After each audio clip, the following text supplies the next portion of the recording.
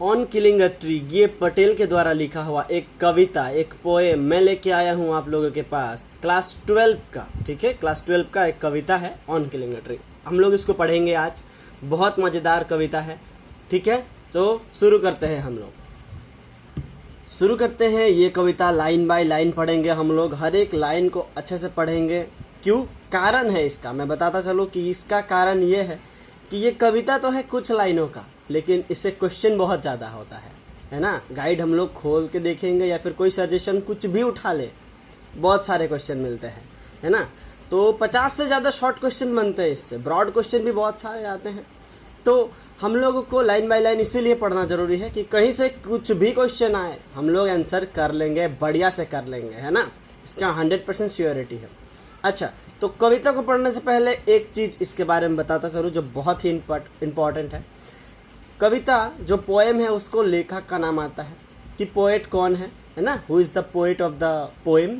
ठीक है, on killing a tree. On killing a tree का लेखक है जो पोएम का है ना, वो है गियप पटेल। ये शॉर्ट क्वेश्चन में आता है।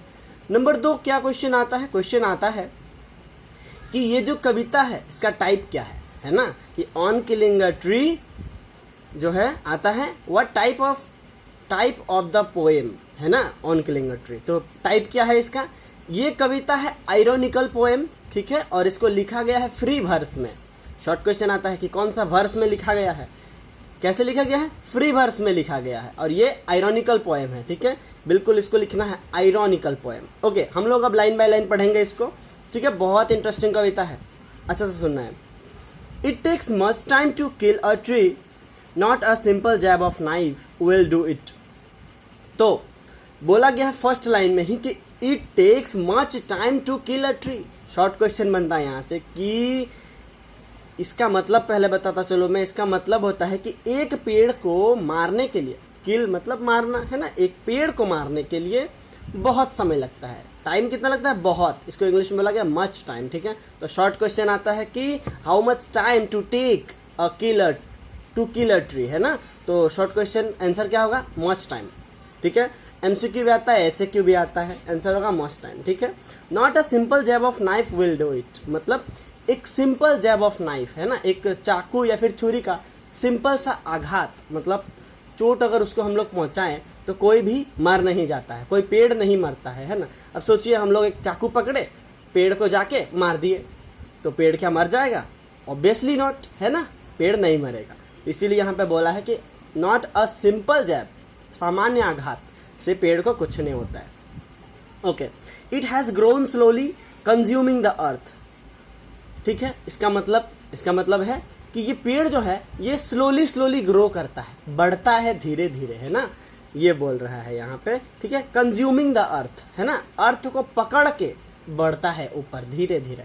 शॉर्ट क्वेश्चन बनता है यहाँ से कि किस तरह से पेड़ ग्रो होता है, तो हम लोग को बताना है कि स्लोली, है ना, इट हैज ग्रोन स्लोली, तो बताना है स्लोली ग्रो होता है बोल के।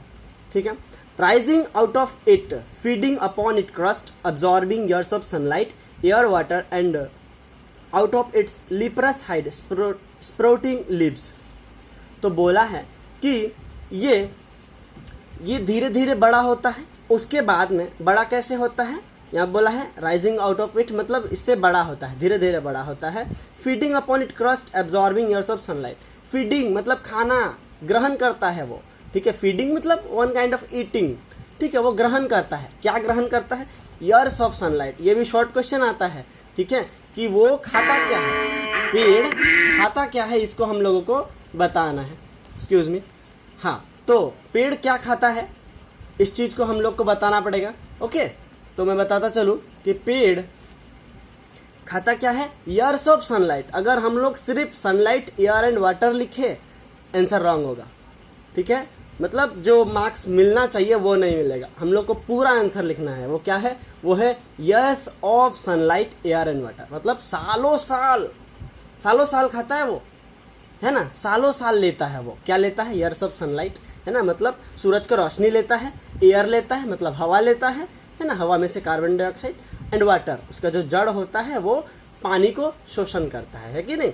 ओके, आगे बढ़ते हैं। And out of its leprous hide sprouting leaves, मतलब बोला है इसका जो लिप्रस हाइड होता है, लिप्रस हाइड क्या है, पेड़ का छाल है ना, जिसको बंगला में बोलते हैं गाछेर छाल या फिर बाकोल भी बोलते हैं, ठीक है। तो उसका जो लिप्रस हाइड होता है उससे क्या होता है, लीव्स निकलते हैं, डाल पाल पत्ते ये सब निकलते हैं। ओके, अच्छा ये जो लिप्रस हाइड है इसका भी शॉर्ट क्वेश्चन बनता है। ओके, लिप्रस हाइड का मतलब क्या होता है, तो rough bark of a tree answer होगा, ठीक है। कि आता है शॉर्ट क्वेश्चन कि ये लिप्रस हाइड का मतलब क्या है, आंसर होगा rough bark of a tree, ठीक है। ट्री का रफ बार्क मतलब छाल है ना ये। और ये लिप्रस वर्ड जो है एक बीमारी है, उस वर्ड से आया है, लिप्रसी वर्ड से आया है लिप्रस वर्ड। ओके, अच्छा तो नेक्स्ट है, so hack and chop but this alone would not do it.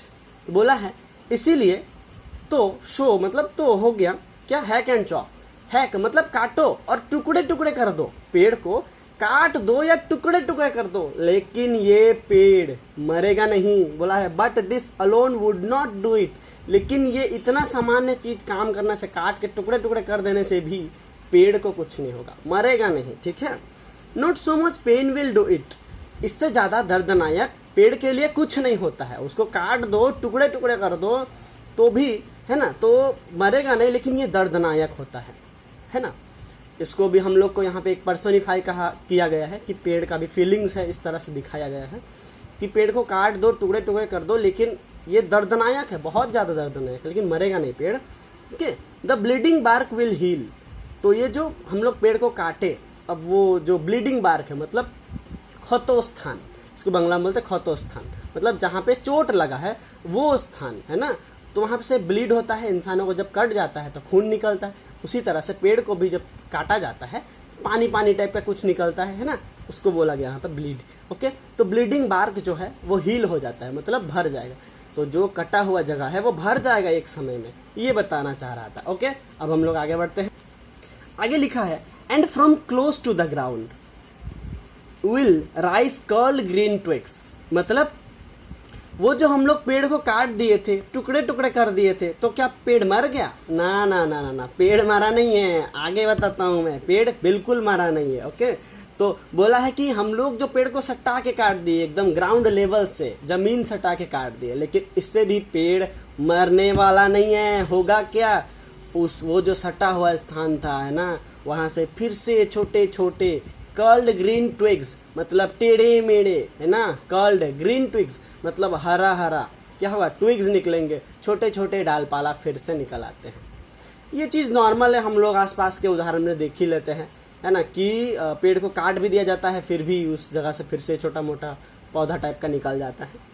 बोला है मिनिएचर बग है ना, which if unchecked will expand again to former size. बोला है कि वो जो पेड़ को हम लोग सटा के काट दिए थे पूरी है ना, जमीन सटा के, तो उससे क्या पेड़ मर जाएगा, बिल्कुल नहीं मरेगा, पेड़ बिल्कुल नहीं मरने वाला। अब हम लोग को अगर उसको छोड़ दिया जाए, विच इफ अनचेक्ड मतलब उसको चेक नहीं किए, अनचेक्ड कर दिए, छोड़ दिए हम ऐसे ही काट के, उस जगह से छोटे छोटे कर्ल ग्रीन ट्विग्स निकलेंगे, और फिर वो अगर अनचेक रहा एक समय में जाके वो छोटा छोटा जो पौधा जैसा निकला था फिर से फॉर्मर साइज में आ जाएगा।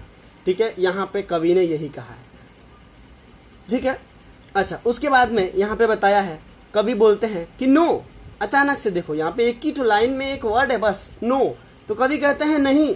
यहाँ से शॉर्ट क्वेश्चन बनेगा कि कवि इसको नो बीच में क्यों बोला है ना, तो कवि का नो का मतलब यहाँ पे बताना पड़ेगा कि कवि जो है पोएट यहाँ पे बताना चाहता है नो का मतलब यहाँ पे क्या है कि पेड़ का काटने का जो तरीका था हम लोगों का, पेड़ को मारने का जो तरीका बताया था कवि ने है ना, वो गलत था। काटना नहीं है, टुकड़े टुकड़े नहीं करना है, जो तरीका पेड़ को अच्छा से काटने का है, खत्म करने का, वो तरीका अब बताएंगे कवि, ठीक है। तो याद रखना, फर्स्ट पैरा में हम लोग क्या पढ़े, हम लोग पढ़े कि ग्रोथ ऑफ द ट्री है ना, ट्री किस तरह से ग्रो कर रहा था वो पढ़े थे। सेकंड में हम लोग पढ़े क्या, हम लोग पढ़े कि पेड़ को काट दे रहे हैं, मार दे रहे हैं, फिर भी वो ब्लीड हो रहा है, खून निकल रहा है, पेन हो रहा है, पर मरा नहीं है।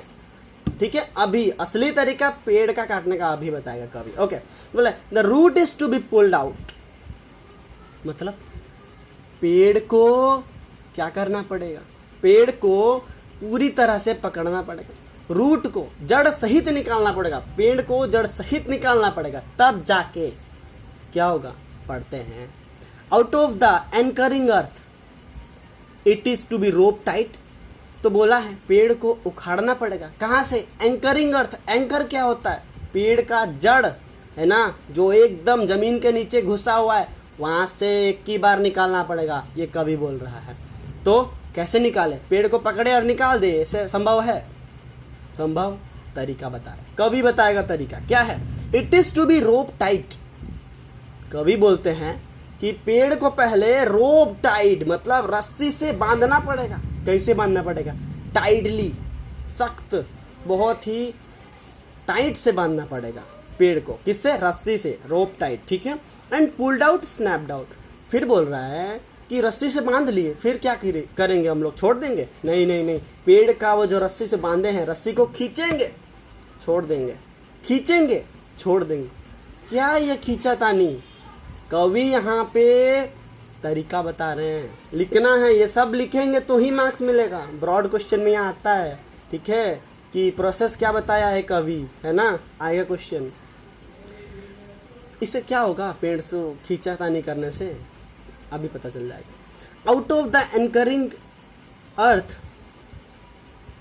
अच्छा बोला है कि and pulled out snapped out और पुल्ड आउट इंटायरली। तो ऐसे खींचना है, छोड़ना है, खींचना है, छोड़ना है, फिर पेड़ को पूरी तरह से उखाड़ देना है।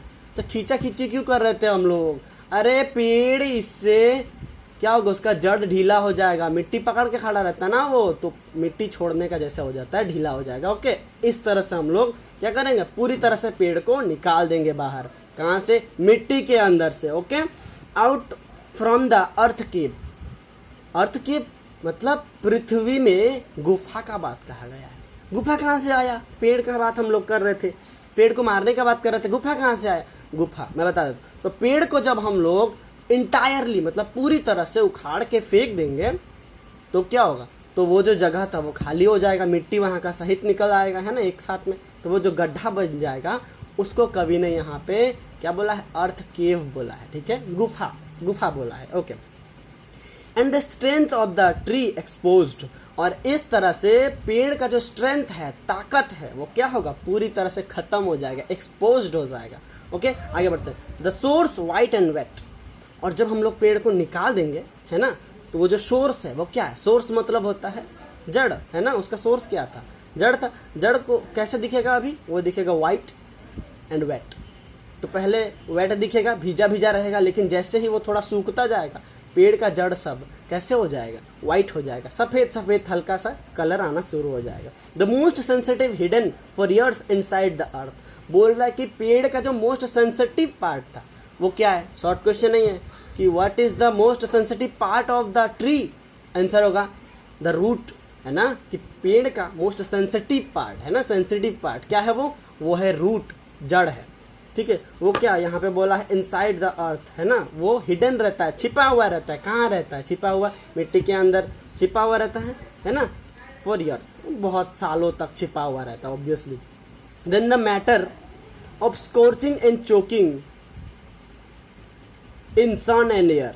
तो बोला है फिर पेड़ के साथ में एक प्रक्रिया होगा, वो क्या है, वो होगा स्कॉर्चिंग एंड चोकिंग, ठीक है। मतलब ये क्या है, पेड़ के साथ में पहले जो लोग उसको जिंदा रहने में मदद करते थे, हवा पानी, है ना, ये सब उसको जिंदा रहने में मदद करते थे, हवा पानी, है ना, अब वही सब उसका दुश्मन बन जाएगा। सन मतलब सूरज, सूरज क्या करेगा, पेड़ को सुखा देगा, है ना। एयर, एयर क्या करेगा, हवा उसका सांस को रोक देगा, है ना। तो इस तरह से पेड़ स्कॉर्च हो जाएगा और चोकिंग हो जाएगा, ठीक है। उसके साथ में फिर क्या होगा, तो ये सन और एयर क्या करेंगे, पेड़ को ब्राउनिंग, देखो यहाँ पे बोला है browning, hardening, twisting, withering and then it is turn. तो पेड़ का कलर अब चेंज होना शुरू होगा। ये कौन कर रहा है, ये सन कर रहा है, सूरज जो पहले जिंदा रहने के लिए उसको रोशनी देता था, अब ब्राउन कलर का कर देगा उसको। फिर उसको हार्ड हो जा, जब पेड़ को निकाल दिया जाएगा तो पेड़ के साथ में दूसरा प्रक्रिया हार्डनिंग बोला, मतलब पेड़ सख्त होना शुरू होता है। अब ट्विस्टिंग, ट्विस्टिंग मतलब पेड़ अब पेड़ का पत्ता सबको ध्यान देना टेढ़ा मेढ़ा होना शुरू हो जाता है, सूख के, है ना, फिर वेदरिंग, अब टूटना शुरू हो जाता है। And then it is done. इस लाइन से भी ब्रॉड क्वेश्चन बनता है, and then it is done, what is done here. तो यहाँ पे क्या खत्म हुआ, and then it is done मतलब इस तरह से समाप्त होता है। क्या समाप्त होता है? पेड़ को काटने का तरीका, पेड़ को मारने का तरीका the process of killing of the tree is done hair. ठीक है, ये बताना बिल्कुल जरूरी है। ठीक है, तो इस तरह से हम लोग on killing a tree complete कर दिए। अच्छा, एक चीज क्लास 12 में एक प्रॉब्लम आता है कि यार सबको लगता है मुझे इंग्लिश नहीं आता, मुझे नहीं इंग्लिश आता। किसको इंग्लिश आता है? दूसरा लोग को देख के सोचते हैं कि यार इसको कितना अच्छा इंग्लिश आता है। तो मैं इंग्लिश सीखने का एक तरीका बता दे रहा हूँ। देखो, इंग्लिश अगर सीखना है तो मैं क्या बहुत सारा गाइड वगैरह खरीद लूँ, अच्छे ट्यूशन्स चले जाऊँ, बहुत महंगा ट्यूशन चला जाऊँ, ऑनलाइन क्लासेस अटेंड कर लूँ, तो क्या इंग्लिश सीख सकता हूँ? कोई टीचर, कोई गाइड तुम लोग को इंग्लिश नहीं सिखा सकता। इंग्लिश कैसे सीख सकते हो? नॉर्मल सा तरीका बता दे रहा हूँ। वर्ड का मीनिंग याद करना सीखो और उसको अपना जो जिंदगी है ना, दोस्तों के साथ जब बात करो, टीचरों के साथ जब बात करो, उस इंग्लिश वर्ड सबको क्या करो, वहाँ पे बात करना, यूज करके बात करना शुरू करो। इस तरह से तुम्हारा वोकाबुलरी अगर अच्छा होना शुरू हो गया है ना, तो ऑटोमेटिकली इंग्लिश बहुत अच्छा हो जाएगा तुम लोगों का। ओके, तो बेस्ट ऑफ लक। इस चैप्टर से आई होप कुछ क्वेश्चन नहीं बचे। ठीक है, बहुत इजी है। किसने लिखा है, शॉर्ट क्वेश्चन बनेगा। किस तरह का पोएम है, शॉर्ट क्वेश्चन बनेगा और हर एक लाइन से बनेगा।